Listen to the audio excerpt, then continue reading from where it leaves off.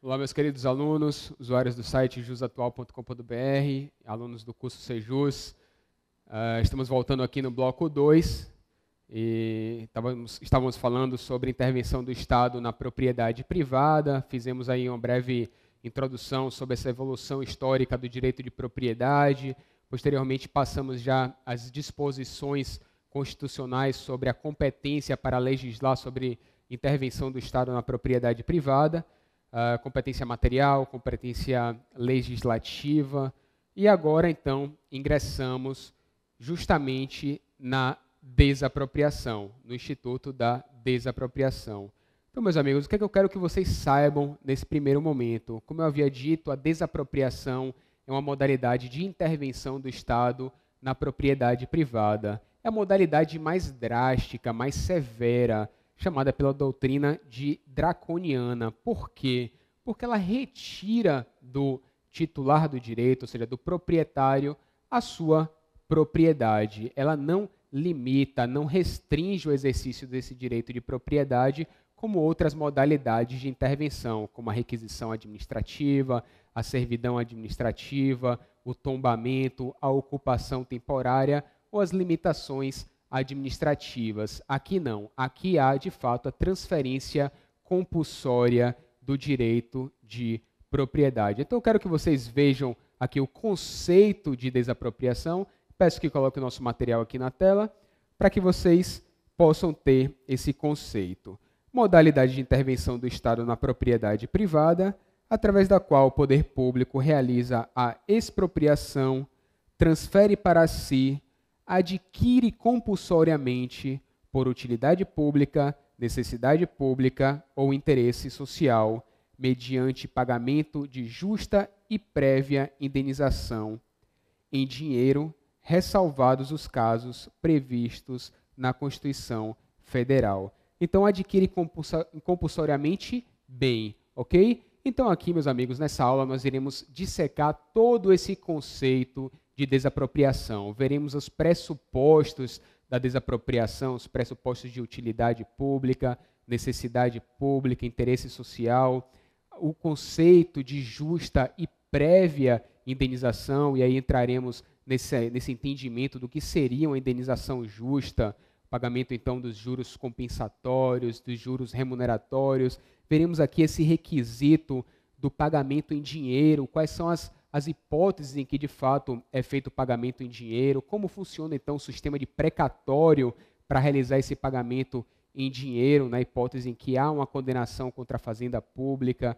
Veremos as ressalvas previstas também na Constituição Federal quanto à desapropriação, ou seja, as hipóteses em que não é feito o pagamento em dinheiro, mas sim através de títulos da dívida pública ou títulos da dívida agrária. Então, todas essas questões que são muito cobradas nas provas de concurso e no exame da OAB serão aqui vistos por nós, ok? De antemão, eu peço para vocês que conheçam as bases normativas, conheçam a legislação que regulamenta a desapropriação. Então, vejamos aqui na tela as bases normativas. Na Constituição Federal temos o artigo 5º, inciso 24, e na aula anterior eu fiz a leitura desse inciso, artigos 182 a 191 da Constituição Federal, que trata sobre a política urbana, política agrária e fundiária, norma prevista na Constituição. Faço a leitura obrigatória desses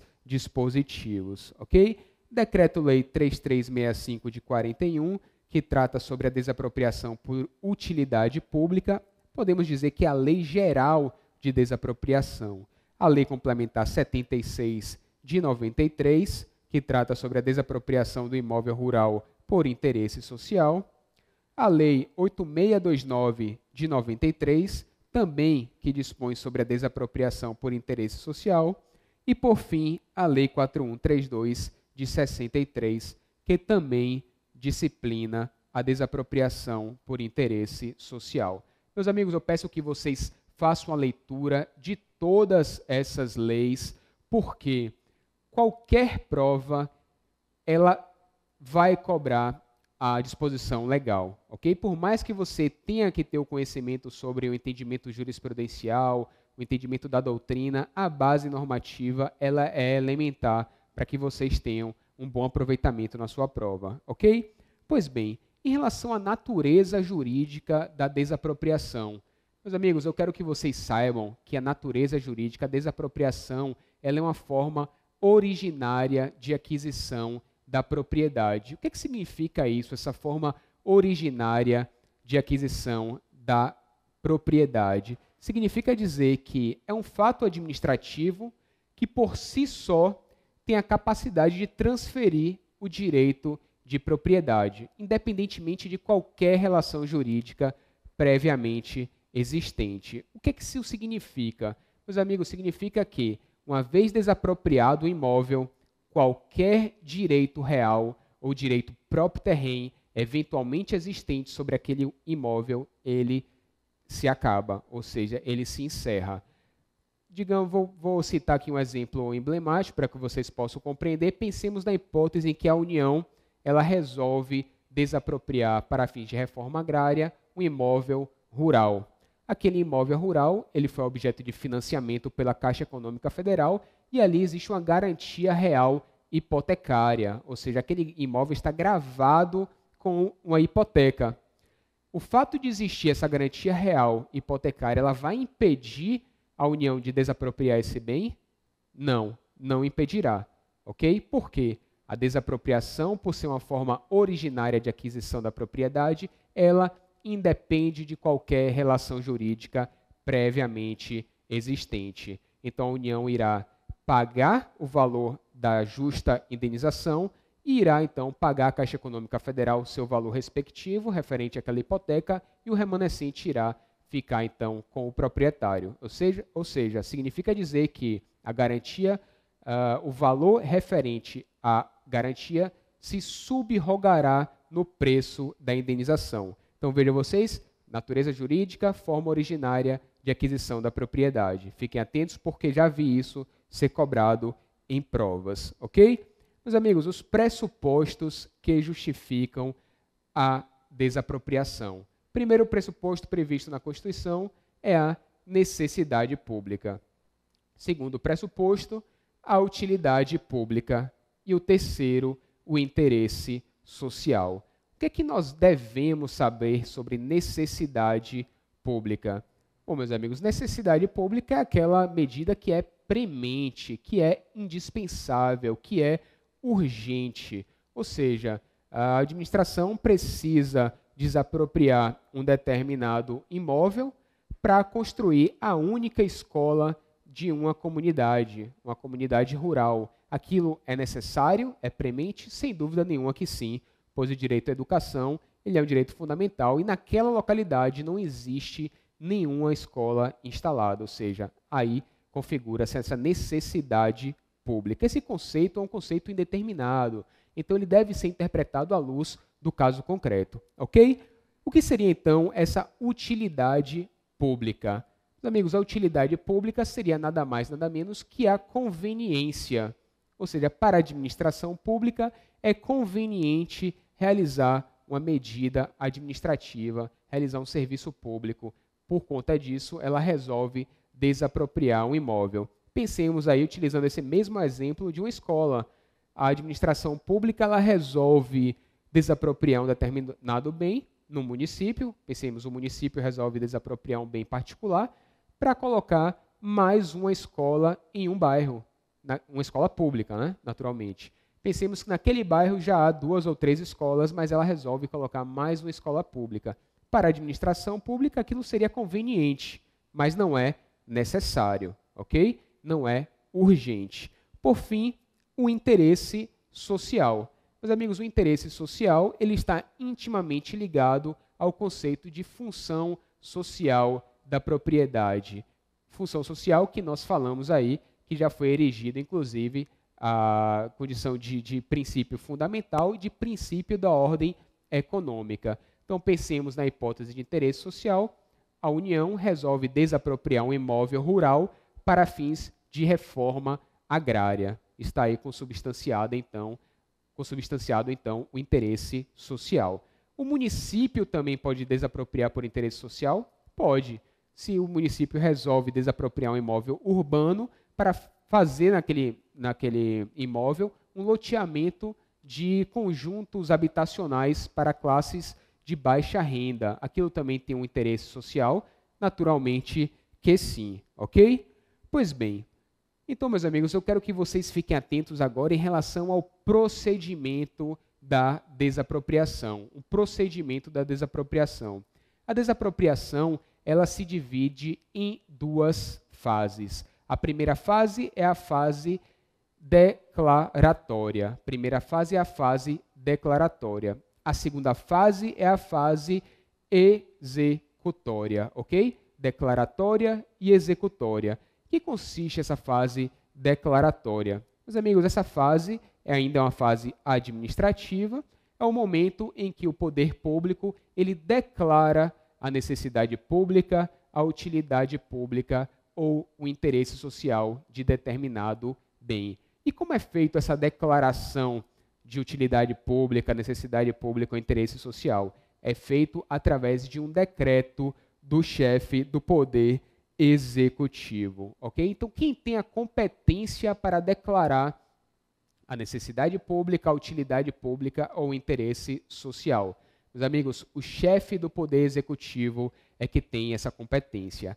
Excepcionalmente, poderá também o chefe do poder legislativo. Mas lembrem-se vocês que então é o chefe do poder executivo de regra. Ok, meus amigos? Então, a competência na fase declaratória é do chefe do poder executivo, do presidente da República, do governador de estado ou dos prefeitos. Quais são os efeitos desse decreto expropriatório? Quais são os efeitos? Bom, uma vez editado o decreto expropriatório, poderão os agentes administrativos ingressar no imóvel para realizar vistorias, para realizar, inclusive, laudos, para que possa subsidiar depois o pagamento da própria indenização. Caso haja resistência do proprietário, poderá ser requisitada a força policial, ok? Então, meus amigos, na fase declaratória, competência do chefe do Poder Executivo e os efeitos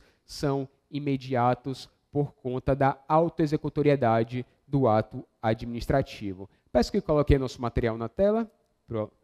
Bom, então aqui no procedimento, vejam vocês que ele é dividido na fase declaratória e na fase executória. A fase declaratória, consubstanciada no decreto expropriatório, a competência do chefe do Poder Executivo e, excepcionalmente, do chefe do Poder Legislativo. Os efeitos são imediatos porque detém imperatividade.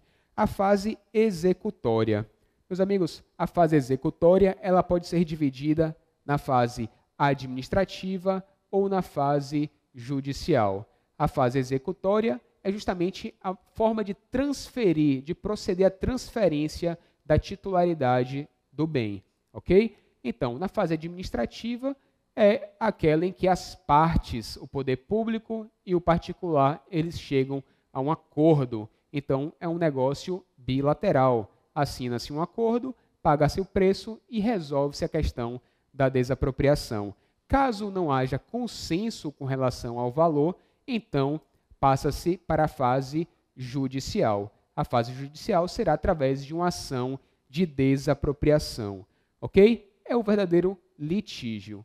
Meus amigos, nesse processo judicial, pode a defesa alegar qualquer matéria, pode ele se insurgir contra o mérito administrativo, ou seja, contra o mérito daquele decreto expropriatório, afirmando que naquele caso concreto não está configurada a necessidade pública, a utilidade pública ou o interesse social? Vejam vocês que não é possível, na ação de desapropriação, discutir o mérito do decreto expropriatório, ok? Será possível apenas discutir vícios processuais e as questões atinentes ao preço. Qualquer outra questão deverá ser deduzida em uma ação judicial própria, chamada de ação direta, ok? Pois bem, então, meus amigos, nessa fase judicial, nós também temos a possibilidade do poder público se imitir provisoriamente na posse do imóvel, ou seja, dele, durante a fase do processo, já entrar no imóvel para que ele possa executar aí o serviço público que ele busca, ok? E quais são os requisitos necessários para a emissão provisória na posse? Vejamos aqui no nosso material.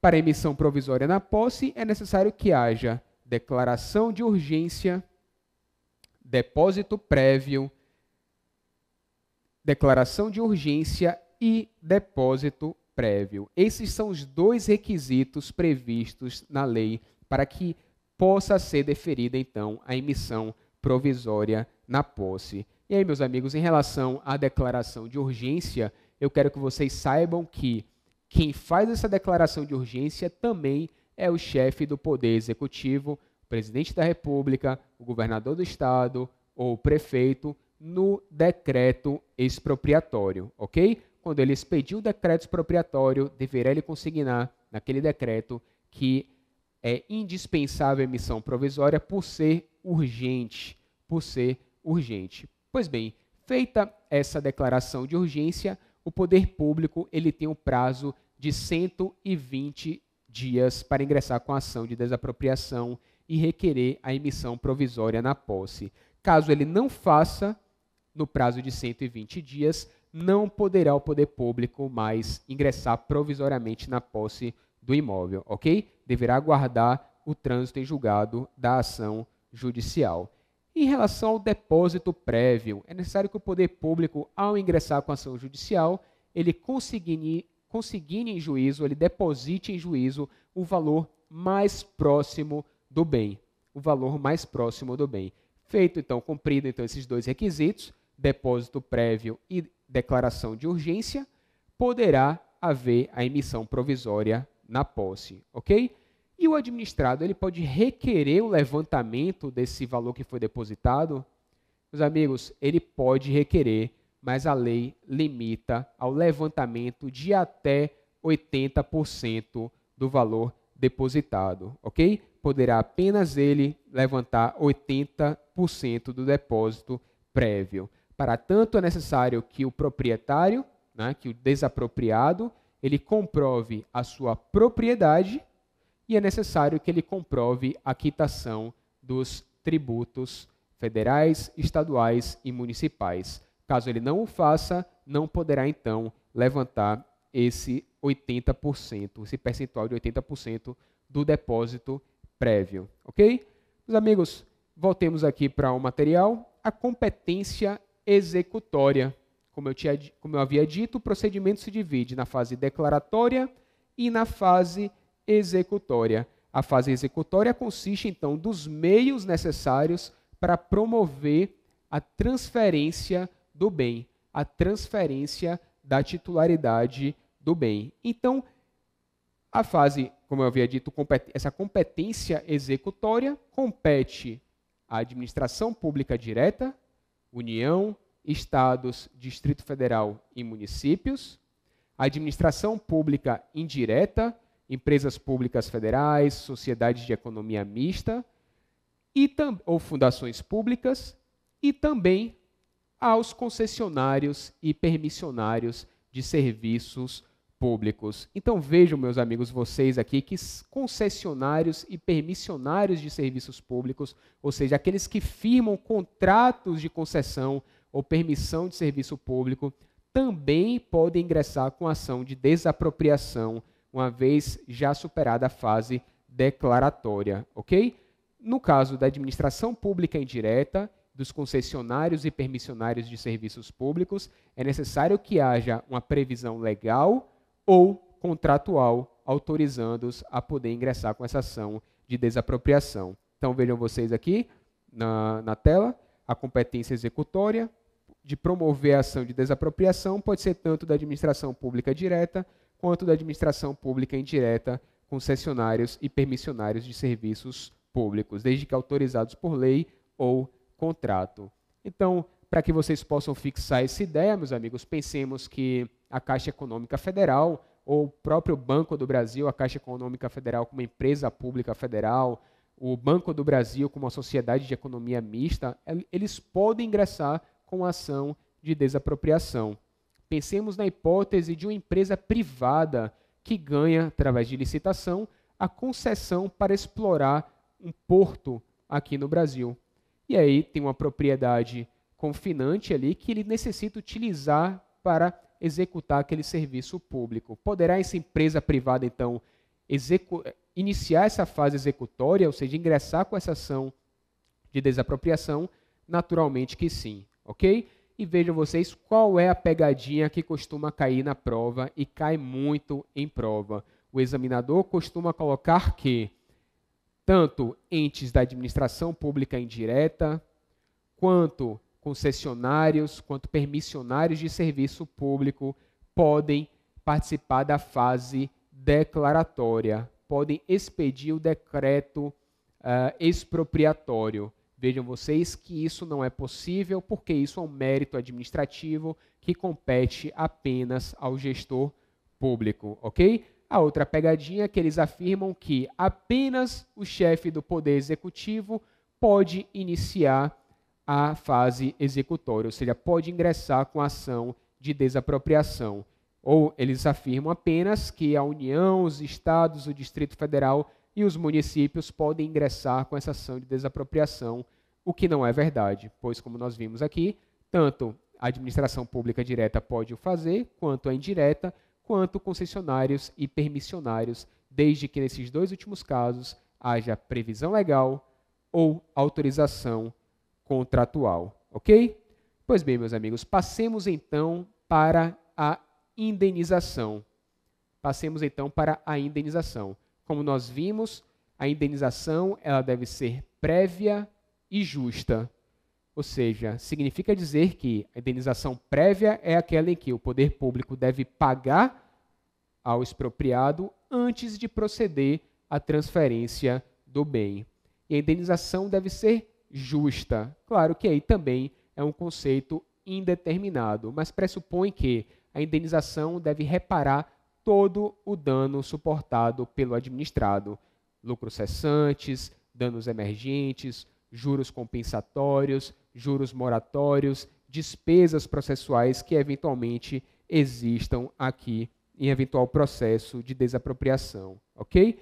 Meus amigos, a Constituição Federal também prevê que essa indenização deve ser em dinheiro, ressalvados os casos previstos na Constituição. Ela também traz as ressalvas em que não será feito o pagamento em dinheiro, e nós veremos quais serão essas hipóteses. Mas uma questão que eu quero que vocês vejam aqui é como então compatibilizar o pagamento em dinheiro com o sistema de precatório. Nós sabemos que toda condenação feita em face do poder público deve seguir um rito previsto na Constituição de pagamento, que é o rito dos precatórios. Ou, caso essa condenação seja inferior a 60 salários mínimos, através da requisição de pequeno valor. Então, como compatibilizar então essa previsão da Constituição do pagamento em dinheiro e a previsão também da Constituição do pagamento mediante precatório? Meus amigos, lembrem-se então que o depósito prévio, o valor referente ao depósito prévio, esse será feito através de alvará judicial. O pagamento será através de alvará judicial. Então, o administrado poderá, no curso do processo, requerer o levantamento mediante alvará judicial.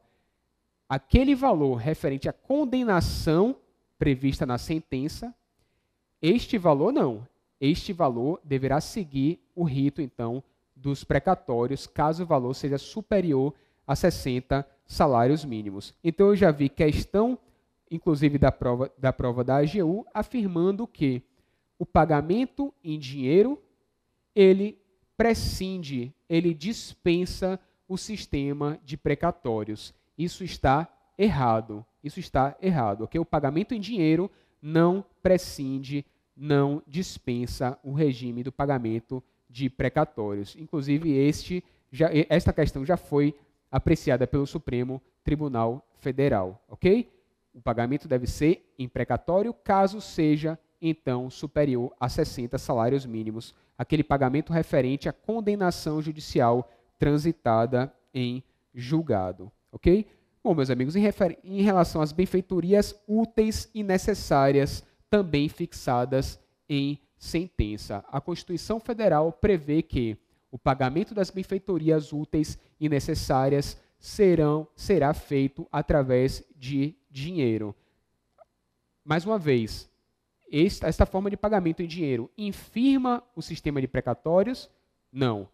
Caso haja condenação do poder público em sentença judicial transitada em julgado, determinando o pagamento de benfeitorias úteis e necessárias, caso o valor seja superior a 60 salários mínimos, deverá atender à regra do artigo 100, parágrafo 1º da Constituição Federal, ok? A regra do sistema de precatórios. Pois bem, quais são as exceções ao pagamento em dinheiro? Meus amigos, eu havia dito que a Constituição Federal previu que a indenização deverá ser justa e prévia em dinheiro, ressalvados os casos previstos na Constituição. A própria Constituição traz a ressalva. Então, quais são os casos em que o pagamento não será feito através de dinheiro? E dinheiro, quando eu falo, precatório, ok? Pois bem, meus amigos, nesse caso, a desapropriação rural para fins de reforma agrária, porque, como nós veremos posteriormente, neste caso, o pagamento será através de títulos da dívida pública agrária, títulos da dívida agrária, resgatáveis no prazo de até 20 anos. Então, vejam aqui que não é feito o pagamento em dinheiro, mas sim através de títulos da dívida pública. E por quê? Neste caso, porque o proprietário ele não atendeu à função social da propriedade, ele não atendeu ao seu dever de explorar a propriedade de forma adequada. Então, o pagamento acaba sendo uma forma de penalizar. O pagamento não será em dinheiro, mas será através de títulos da dívida agrária, ok? Bom, a segunda hipótese, que também é uma exceção ao pagamento em dinheiro, é a desapropriação urbana sancionatória. Vejam vocês que a desapropriação urbana sancionatória também ocorre na hipótese em que o proprietário ele não utiliza o seu imóvel urbano de forma a atender a sua função social. Não atendendo a função social, então, aqui o pagamento será através de títulos da dívida pública. Títulos da dívida pública e não dinheiro, ok? E a terceira hipótese de desapropriação também, em que a indenização não será feita em dinheiro, é a desapropriação confiscatória. A desapropriação confiscatória, que está prevista no artigo 243 da Constituição, e é aquela hipótese em que verifica-se que na propriedade o proprietário produzia substâncias entorpecentes ou drogas afins. Então, nesse caso aqui, meus amigos, vejam que, além de não atender à função social da propriedade, o proprietário ele praticava um ato criminoso naquela propriedade. Foi uma opção do legislador e ele trouxe essa hipótese de desapropriação confiscatória, ok? Bom, peço que coloquem aqui o nosso material na tela para vocês verem a questão atinente à indenização da área com cobertura vegetal. Meus amigos, indenização da área com cobertura vegetal. Qual é o entendimento do STJ em relação a esta questão? E fiquem atentos porque cai muito em prova esta pergunta. Se a indenização da área de cobertura vegetal de determinada propriedade, ela necessita da comprovação da exploração ou se independe da comprovação da exploração. Meus amigos, vejam que para o STJ, a indenização da cobertura vegetal, além da terra nua, naturalmente, ela só ocorrerá caso o proprietário, e aí é o seu ônus de provar, ele comprove que ele explorava aquela área, aquela cobertura vegetal. Caso a exploração seja zero ou próximo a zero, não haverá, então, a indenização referente à cobertura vegetal, ok? Pois bem, em relação agora, entremos na parte da indenização em relação aos juros compensatórios e juros moratórios. Essa parte aqui, meus amigos, é bastante importante porque há muito entendimento do STF e as bancas examinadoras adoram cobrar essa parte referente aos juros compensatórios e aos juros moratórios, ok? Vejamos aqui no nosso material o seguinte: os juros compensatórios, ele tem por objetivo compensar a perda do imóvel, a perda da propriedade, ok? Inicialmente, meus amigos, o percentual de compensação dos juros compensatórios previstos aí no Decreto-Lei 3365 de 41 era de até 6%, ok? Essa aí foi uma alteração trazida no artigo 15A pela medida provisória 2183 de 2001. O artigo 15A previu que a administração pública deveria pagar até 6% a título de juros compensatórios. Meus amigos, essa questão foi levada à apreciação do Supremo Tribunal Federal através da ADIM 2332 do DF. E o Supremo, ele suspendeu a eficácia desse artigo 15A, por entender que violava aí a garantia da justa indenização. Portanto, para o STF, o percentual de juros compensatórios é de 12% ao ano, ok? 12% ao ano. Isso cai na prova? Cai. Então, lembre-se, juros compensatórios, 12% ao ano. Essa matéria, inclusive, foi objeto de enunciado de súmula do STF e enunciado de súmula do STJ. Peço que coloque aqui o material na tela para que eu possa ler a súmula 618 do STF. A súmula 618 diz que, na desapropriação direta ou indireta, a taxa dos juros compensatórios é de 12% ao ano. Ok, meus amigos? Então, caindo aí a redação da súmula 618 do STF, basta você saber que é de 12% ao ano. A súmula 408 do STJ, por sua vez, ela é um pouco maior. Ela dispõe dos períodos em que foi 6% e do período que foi 12%. Ou seja, seria, segundo a súmula do STJ, 6% entre a data da publicação da medida provisória e a data da suspensão dos efeitos desse artigo pela ADIM 2332 do DF, julgada pelo STF. Então, a súmula 408 do STF dispõe que... Pode pôr o material, por favor? Dispõe que, nas ações de desapropriação, os juros compensatórios incidentes após a medida provisória 1577, de 11 de junho de 97, devem ser fixados em 6% ao ano até 13 de nove de 2001, e a partir de então, em 12% ao ano, na fórmula da súmula 618 do Supremo Tribunal Federal. Ok, meus amigos? Então, na sua prova, pode cair apenas uma assertiva dizendo que os juros compensatórios são de 12% ao ano, segundo o entendimento do STF e do STJ, está ok, ou pode cair o enunciado integral da súmula 408 do STJ. Então, por isso que eu coloco aqui para que vocês leiam e eu falo sobre a questão da suspensão dos efeitos do artigo 15A do Decreto-Lei 3365 de 41, ok? Pois bem, em relação à base de cálculo, pode pôr o material, por favor? Em relação à base de cálculo dos juros compensatórios. Meus amigos, como eu havia dito, os juros compensatórios ele tem por objetivo reparar a perda da propriedade.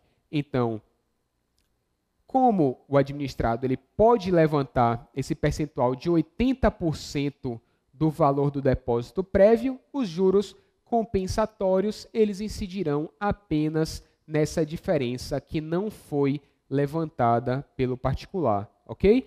Então, esses 20% que não foi levantado pelo particular. Essa é a base de cálculo da incidência dos juros compensatórios. Qual é o início da incidência dos juros compensatórios? Meus amigos, na desapropriação direta, ou seja, naquela em que a administração pública ela ingressa com a ação de desapropriação, os juros eles começarão a contar a partir da emissão provisória na posse. Por quê? Porque a partir daquele momento, o particular ele já foi expropriado, ele já não pode mais utilizar a sua propriedade. Então, os juros compensatórios terão por esse objetivo. Na hipótese de desapropriação indireta, e nós veremos posteriormente o que é a desapropriação indireta, que é aquele esbulho processório, aquela desapropriação em que a a administração pública não atende à fase declaratória ou à fase executória, ela simplesmente ingressa na propriedade, os juros serão a partir do momento da ocupação do imóvel pelo poder público. E isso tudo está previsto no enunciado 113 do STJ, ok? Enunciado 113 é súmula, é necessário ler, porque as bancas também costumam cobrar. Em relação às condições para que haja o pagamento dos juros compensatórios. Meus amigos, vejam lá que em relação à cobertura vegetal, é necessário que haja comprovação da utilização do imóvel para que haja indenização da cobertura vegetal. Aqui, em relação aos juros compensatórios, não é necessário o particular provar que utilizava a sua propriedade. Os juros eles são devidos pela simples perda do direito de propriedade, ok? Esse é o entendimento do STF. Então, os juros compensatórios prescindem, independem da comprovação da exploração do imóvel, ok? Mas a banca examinadora pode ir lhe cobrar o detalhe, e aí a sua aprovação está justamente nesse detalhe, porque também é entendimento espousado pelo Supremo Tribunal Federal. E se aquele imóvel ele não poderia ser explorado economicamente, porque sobre ele incidem limitações administrativas, pensemos então no imóvel rural, que tem uma reserva legal muito grande, e o proprietário ele não pode se valer daquela área para qualquer finalidade econômica, porque incide sobre ali uma limitação administrativa. Meus amigos, quando o administrado não puder explorar a propriedade por haver sobre ela uma limitação administrativa, não haverá a incidência, então, de juros compensatórios, ok? Isso aí é entendimento do STF. Pois bem, em relação aos juros moratórios, e aqui em relação aos juros moratórios, eu faço a mesma alusão aos juros compensatórios. Põe o material na tela, por favor. Da mesma forma, a medida provisória 2183 de 2001 alterou o artigo 15 do decreto 3365 de 41, fazendo inserir o artigo 15b, que previu que os juros moratórios seriam no percentual de até 6%, aplicando analogicamente, então, a decisão na ADIM 2332 do DF, que suspendeu a eficácia do artigo 15A, por entender que essa previsão de até 6% viola o requisito da justa indenização, pode-se inferir que os juros moratórios também são no percentual de 12% ao ano, ok? Meus amigos, em relação aos juros moratórios, o ponto mais importante e que pode ser cobrado na sua prova refere-se ao termo inicial do cômputo dos juros moratórios, ok? Por quê? Para o STF, os juros moratórios eles só incidem quando há a mora do pagamento do débito. Naturalmente, juros moratórios pressupõem a mora, ok? Mas o precatório, o sistema de precatório previsto no artigo 100, parágrafo 1º, ele prevê que um precatório requisitado até o dia 1º de julho do corrente ano deverá ser pago até o dia 31/12 do ano subsequente. Ou seja, transitada em julgado uma sentença, se foi feito uma requisição de precatório no dia 1º de março de 2014, deverá, então, essa dívida ser paga no máximo até 31/12 de 2015. Caso não seja feito o pagamento, a partir dessa data incidem os juros moratórios, ok? Então vejam vocês que os juros moratórios não incidem do trânsito em julgado da sentença, como provavelmente ou possivelmente a banca examinadora vai lhe questionar, mas sim do vencimento do precatório, ok? Mais uma vez, o parágrafo 1º do artigo 100 prevê que, requisitado até 1º de julho, deverá a administração pública pagar até o dia 31/12 de 2015. Caso essa requisição seja feita após 1º de julho, ou seja, no segundo semestre do ano, o pagamento deverá ser feito até 31/12 do segundo ano subsequente. Então, pensemos na hipótese da requisição ter sido feita no dia 1º de 10 de 2014, a administração pública tem até o dia 31/12/2016 para realizar o pagamento. Apenas após esta data é que incidirão juros moratórios. Ok, meu amigo? Isso aqui é objeto da súmula vinculante 17 do STF. Súmula vinculante 17 do STF. Peço que ponha aqui o material para que possamos ler a súmula vinculante 17 do STF. Súmula vinculante 17 do STF, durante o período previsto no artigo 100 da Constituição, não incidem juros de mora sobre os precatórios que nele sejam pagos. Então vejam aqui, súmula vinculante 17 do STF, durante o período previsto no artigo 100 da Constituição, não incidem juros de mora sobre os precatórios que neles sejam pagos. Isso aqui da súmula reflete o que eu expliquei aqui para vocês, ok? Os juros moratórios não incidem do trânsito em julgado da sentença, mas sim do vencimento do precatório. É isso que a súmula 17 ela retrata. Por essa razão, por esse entendimento aqui da súmula 17 do STF, podemos dizer que a súmula 70 do STJ ela foi revogada. A súmula 70 do STJ foi revogada. Os juros moratórios na desapropriação direta ou indireta contam-se desde o trânsito em julgado da sentença. Ok? Então vejam, meus amigos, que tenham bastante cuidado com relação a isso. A banca examinadora pode colocar a súmula 70 do STJ tentando lhe levar a erro, mas esta súmula foi revogada e prova disso é a súmula vinculante 17 do STF, ok? Pois bem, e é possível cumular os juros moratórios com os juros compensatórios? Isso pode ser também uma questão a ser cobrada na sua prova. É possível cumular juros compensatórios com juros moratórios?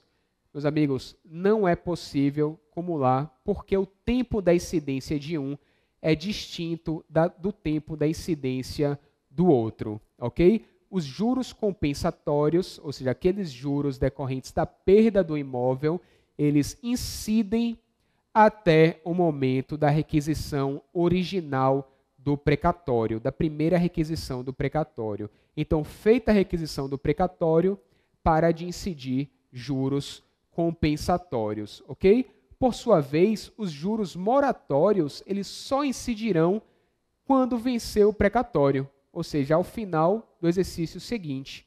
Então, vejam vocês que são momentos distintos. Então, não é possível cumular os juros compensatórios com os juros remuneratórios. Põe o nosso material aqui, por favor. Então, vejam vocês, meus amigos, também que houve a revogação das súmulas 12 e 112 do STJ. E esse entendimento que eu exposei está no informativo 424 do STJ. Informativo 424. A súmula 12 do STJ, que foi revogada, dispõe que, em desapropriação, são cumuláveis juros compensatórios e moratórios. A súmula 102 do STJ, por sua vez, dispõe que a incidência dos juros moratórios sobre os compensatórios nas ações expropriatórias não constitui o anatocismo vedado em lei. Então, por haver essa incompatibilidade do tempo da incidência dos juros compensatórios com os juros moratórios, pode-se afirmar, conforme informativo 424 do STJ, que não é possível cumular ambos os juros e que há, então, a revogação desses dois enunciados de súmula do STJ. Ok? Pois bem, faremos um breve intervalo e, em seguida, daremos continuidade aí às modalidades de desapropriação.